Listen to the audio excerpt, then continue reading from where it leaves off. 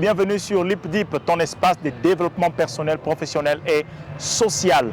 Aujourd'hui, nous parlons de 7 principes qui peuvent t'aider à être une personne d'impact et d'influence. Tu es venu sur cette terre pour être une personne d'impact. Quand je parle d'une personne d'impact, je parle d'un agent de transformation, je parle d'un leader.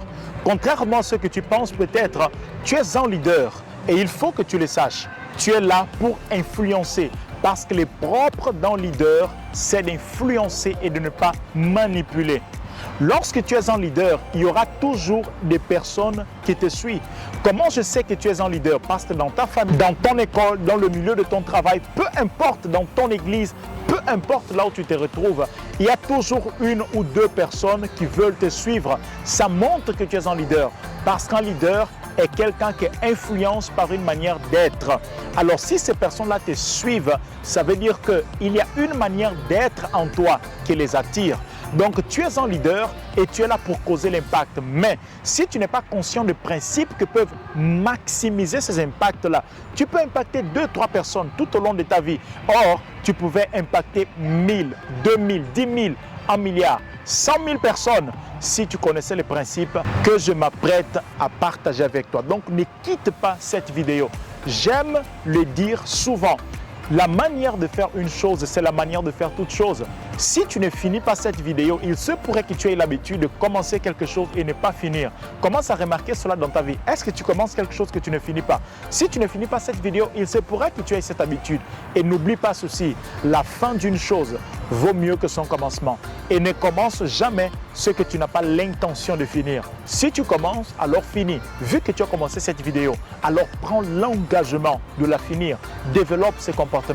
Décide de finir ce que tu commences. Avant de rentrer dans le vif du sujet, je suis Abdel Barros et ici sur cette chaîne, je traite les questions de quotient intellectuel, quotient émotionnel et spirituel car je crois que les trois contribuent pour toutes sortes de développements, qu'ils soient personnels, professionnels ou encore social.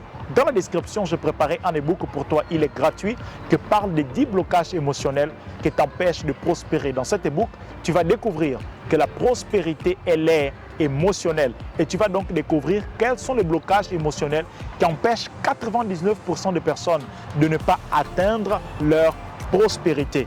Si tu n'es pas encore abonné, je t'invite également à abonner, active la cloche de notification pour recevoir toutes nos vidéos en temps réel. À la fin de la vidéo, si ça fait sens pour toi, n'oublie pas de laisser un pouce bleu, d'également partager cette vidéo avec quelqu'un. Ça va permettre davantage à ce que la chaîne puisse croître. Le premier principe qui va faire de toi une personne d'impact et d'influence, c'est de comprendre ceci, la différence entre ta position et ta valeur. Ta position ne te rend pas précieux, mais ta valeur peut rendre précieuse ta position. C'est très important. Des fois, tu vas confondre la position et la valeur. Tu peux avoir la position de père, de mère, sans pourtant que dans cette position, tu sois quelqu'un qui ait une grande valeur. Tu peux avoir la position de chef d'État. Tu peux avoir la position de professeur, la position de pasteur. Tu peux avoir la position de grand frère. Tu peux avoir la position de chef de classe. Tu peux avoir la position de chef d'entreprise. Mais dans cette position, tu n'as pas une grande valeur. Au lieu de travailler sur les positions, travaille davantage sur la valeur. C'est pour cela qu'on parle d'ailleurs de 3 types de leadership. Les leaderships d'influence, les leaderships d'hiérarchie et leadership de compétence. Le meilleur type de leadership à exercer, c'est le leadership par influence. Des fois, on va te respecter juste par ta compétence ou on va encore te respecter juste par ta hiérarchie, mais non pas par ta capacité à influencer. Comment est-ce que tu augmentes ta capacité à influencer? Lorsque tu décides d'augmenter ta valeur. Comment tu augmentes ta valeur? En travaillant sur l'estime de soi, en travaillant sur la connaissance de soi, en travaillant sur ton aspect vestimentaire, en travaillant également sur la connaissance, en lisant, en étudiant et en faisant plusieurs autres choses. Cela permet à ce que tu puisses augmenter ta valeur. Donc la première chose qui va faire en sorte que tu puisses être quelqu'un d'impact et d'influence, c'est de mettre l'accent sur la valeur et non pas sur la position. Le deuxième principe qui va faire de toi une personne d'impact et d'influence, c'est de découvrir, de travailler, de maximiser et ensuite d'exposer tes dons et tes talents. Sache ceci, une pièce d'or au fond de l'océan ne sert pas plus qu'un grain de sable. Tu es une pièce d'or. Mais si tu restes dans l'anonymat, si tu ne décides pas de travailler ta singularité, de maximiser ta singularité et d'exposer ta singularité, tu seras cette pièce d'or qu'on n'aura jamais connue. Et une pièce d'or, elle a beaucoup de valeur, mais quand elle est cachée, elle ne sert pas à grand-chose. Si je parle fort, c'est à cause de la musique qui est juste derrière. Elle a commencé, le volume est en train d'augmenter. Voilà pourquoi je parle un peu fort. Donc je disais qu'il est important que tu considères, que tu saches plutôt que tu es une pièce d'or. Alors décide, mets tout en marche de te développer, de mettre l'accent sur ta singularité. Aime ta singularité, aime tes dons, aime tes talents, maximise-le et ensuite expose-les. Le troisième principe qui va faire de toi une personne d'impact, c'est de penser à ton départ. Tu ne seras pas là pour toujours. Que ce soit dans la position que tu occupes aujourd'hui, que ce soit sur la terre, tu ne seras pas là pour toujours. Mais lorsque tu partiras, qui va poursuivre ton message? Qui va poursuivre l'œuvre que tu as commencée? Qui va continuer à répandre ton message? Qui va continuer la vision qui était dans ton cœur? Le propre d'un leader, c'est de préparer des successeurs. Alors pense à ton départ. Si tu veux être quelqu'un d'impact, quelqu'un qui va toujours laisser une marque, qui va toujours laisser une trace, qui va toujours faire savoir qu'il est passé par là, alors pense aux successeurs. Pense à qui tu vas léguer ce que tu as aujourd'hui. La quatrième chose qui va faire de toi une personne d'impact et d'influence, c'est de ne pas confondre la manipulation et l'influence.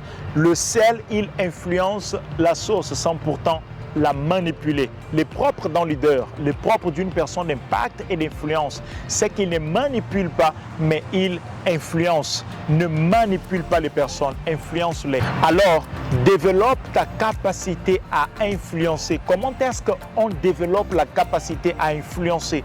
On influence en se mettant au service des autres. Lorsque tu es un chef, tu donnes des ordres. Lorsque tu es un leader, tu te mets au service des autres. Lorsque tu es un chef, tu donnes des ordres. Lorsque tu es un leader, tu donnes des exemples à suivre. C'est par les exemples à suivre, c'est par le service que tu influences.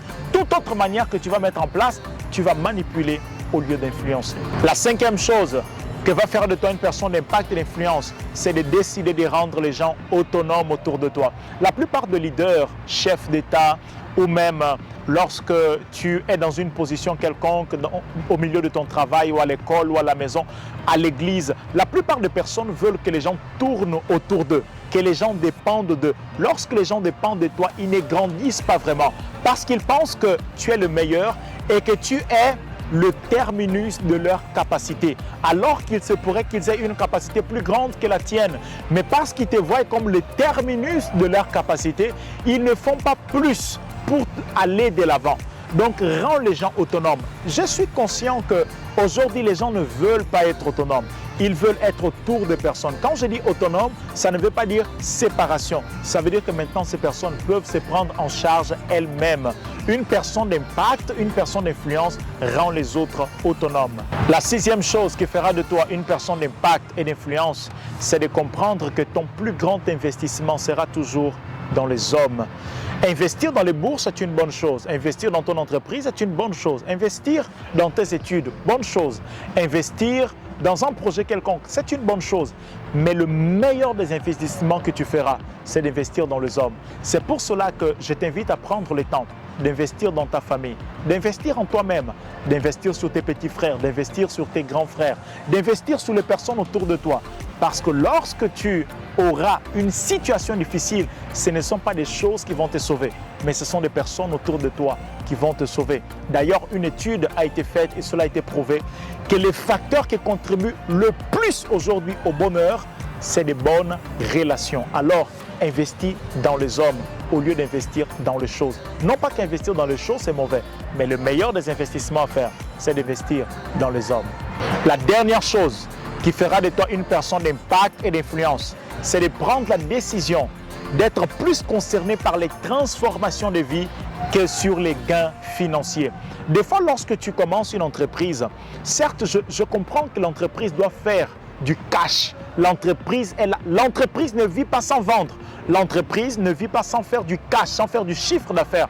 Mais il faut que, tout en gardant cette observation, tout en gardant cette norme, tout en gardant ce principe de l'entrepreneuriat, ou encore dans tous les autres domaines, que tu sois par exemple dans une banque, que tu travailles, que tu fasses le business, peu importe.